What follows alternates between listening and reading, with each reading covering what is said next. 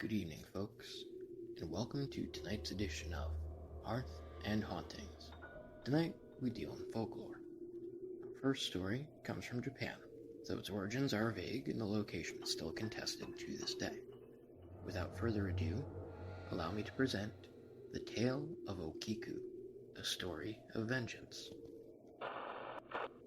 Okiku was made for a samurai named Aoyama. He fell in love with a servant girl, but she harbored no feelings in return. So enamored was he, the samurai tried to force her hand by framing Okiku for breaking plate number 10 from his precious Dutch collection. Aoyama told Okiku that if she agreed to love him, he would forgive her, and she could avoid the shame of her mistake. Okiku refused because she felt no love for the samurai. In a fit of rage, Aoyama murdered Okiku with his bare hands, carried her corpse out to the old well behind his home, and threw her body into it. The samurai, though, would not be free of his deed so easily. Every night, he awoke to the sound of Okiku's spirit counting through the unbroken plates, and after reaching 9, she would break into loud, tortured sobs over the missing 10th plate, and eventually she'd let out a piercing shriek. In time, Aoyama went insane, and the ghost of Okiku found revenge at last. And so concludes our first story. Be mindful of your advances, lest you find yourselves in a similar fate. Our next story is one of a yokai, a magical creature of sorts. Behold, the legend of the Gasha Dokuro. These beings are formed when mass groups of people die from either starvation, or war, or disease. They manifest as giant skeletons, near 15 times the size of the average human. Due to the gruesome ends they met as a human, they're full of anger and a thirst for blood. They wander the countryside, seeking anyone needing every last ounce of blood. Upon finding an unwary traveler, the Gasha Dokuro stalks them, and when the moment is right, snatches them away. They proceed to bite the head off of their victim and drain them dry. There have not, as of yet, been any ways to combat the creature. You get one warning, the sound of ringing in your ears. After that, all you can do is to run as if the devil's hounds themselves are after you.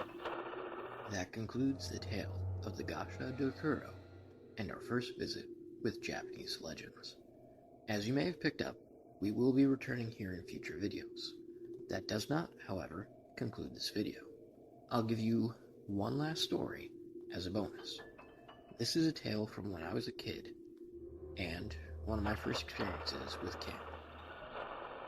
My first overnight camp happened when I had just turned 8, and as everybody else does, I made a friend.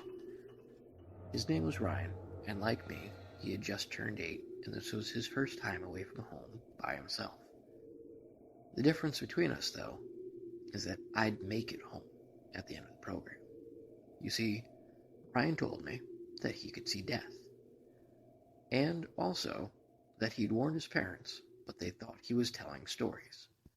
And I asked him why he could see death, and he just smiled a sad little grin and shook his head.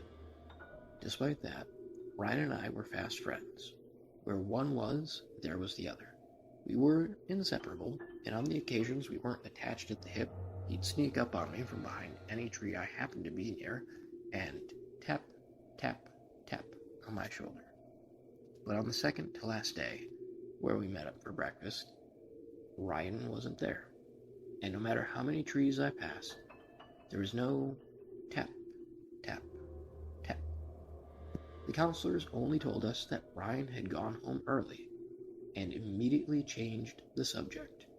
When it came time to leave, I thought I glimpsed something by one of the trees, but I blinked and it was gone. I returned to the same camp the following summer.